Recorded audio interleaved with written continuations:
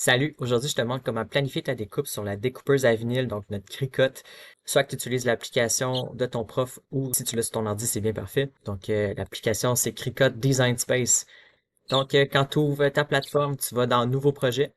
Puis là, tu as plusieurs suggestions qui t'ouvrent. Prends la toile vierge, ça va être plus facile. Là, tu peux fermer le petit menu qui est ouvert. Donc ça ici, c'est ton espace de travail.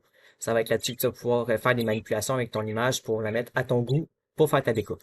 Il y a plusieurs outils qui existent. Nous, on les verra pas. Tu peux regarder les autres vidéos si jamais ça t'intéresse. On va juste se concentrer sur mettre en ligne, qui est une mauvaise traduction pour upload. On fait mettre en ligne une image. On va aller parcourir notre ordinateur pour chercher une image qu'on veut. Et là, moi, mon image est sur mon bureau. Si je me trompe pas, ça va être celle-là. Donc, on veut un fichier en SVG.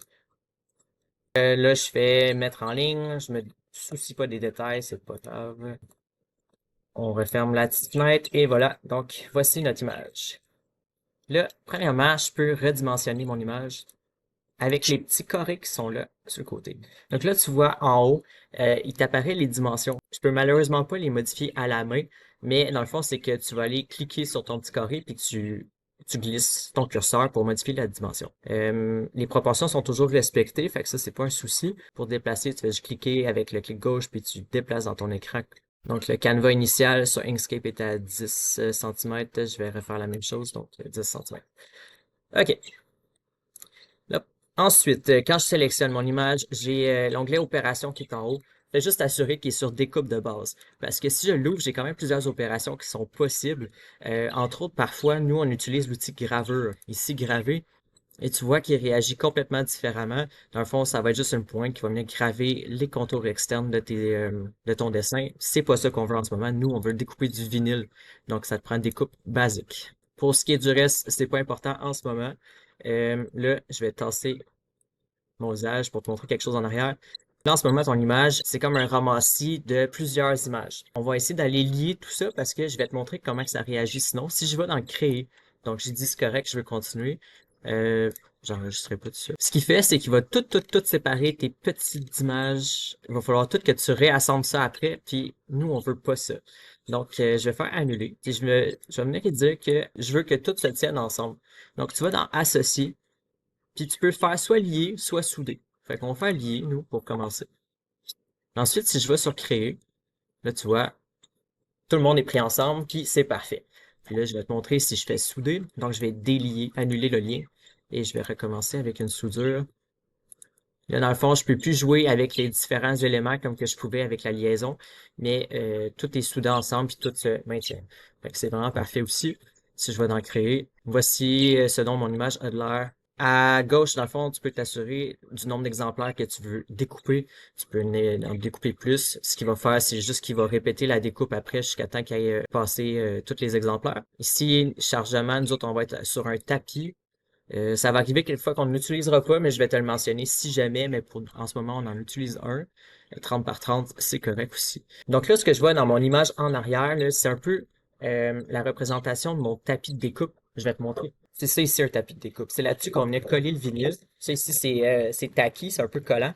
Fait qu'on venait mettre le vinyle là-dessus pour l'installer sur la cricotte. Ça va faire un petit support plus rigide. Ça va être plus facile pour l'appareil de faire sa découpe. Représentation du tapis de découpe. Tu vois l'échelle graduée. J'en ai une en centimètres puis une en pouces de l'autre côté. Dans le fond, fais juste assurer que ton image là, est bien collée en haut à gauche. Parce que nous, quand on va venir poser le vinyle, on va le mettre en haut à gauche. Puis la cricotte va savoir que c'est là qu'il faut qu'elle fasse sa découpe bien exactement. Donc, tu peux aussi vérifier c'est quoi les dimensions de vinyle que tu as besoin d'y installer. Puis là, tu vois, dans le fond, tu as besoin d'environ, je dirais, mais un peu plus, là, fait qu'un 12 cm par 14, là, ça va être bien parfait.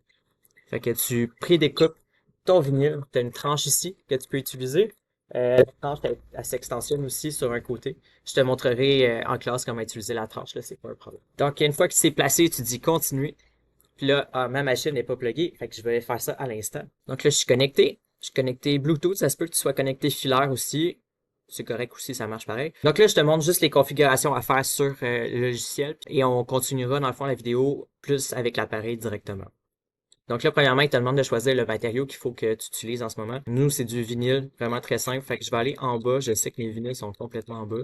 Mais tu sais, c'est parce que tu pourrais choisir comme du carton, tu pourrais choisir du bois, tu pourrais prendre du cuir, du vinyle à chandail qui est différent. Mylar. Il y a bien des affaires que tu peux prendre. Fait que tu dis terminé. Tu peux choisir le niveau de pression parce que dans le fond, le couteau, selon le matériel que tu as choisi, va savoir la pression qu'il doit appliquer sur le matériel, puis le nombre de passes aussi qu'il doit faire sur pour faire ton dessin. Donc nous, au niveau de la pression, par défaut, c'est correct. Puis le choix du matériau, c'est qu'il va te dire c'est quoi le couteau que tu dois y mettre, puis tu as juste à respecter le couteau en question. Donc nous, en ce moment, c'est le petit couteau de base. Donc c'est juste une petite lame qui rentre et qui sort. Good. Fait que là, sur l'application Cricut, j'ai plus rien à faire. Tout est préparé. Je vais te montrer ce qu'il faut faire avec la Cricut elle-même. Ok, voici l'appareil Cricut. C'est ce que je vais avoir besoin en ce moment pour travailler. Donc, j'ai mon tapis pour charger le vinyle. J'ai mon vinyle que j'ai déjà prédécoupé avec les dimensions qu'on avait regardées. Et ma Cricut, évidemment. La Cricut qui, présentement, elle flash, c'est qu'elle est prête à recevoir le tapis avec le vinyle. Là, si tu te rappelles, on avait dit que le vinyle de 12 par 14, il va dans le coin en haut à gauche. C'est collant, donc ton vinyle va bien rester dessus. Je suis prêt à charger mon vinyle. Donc, je viens juste l'accoter comme ça, petite roulette grise, peser sur les petites flèches qui flashent.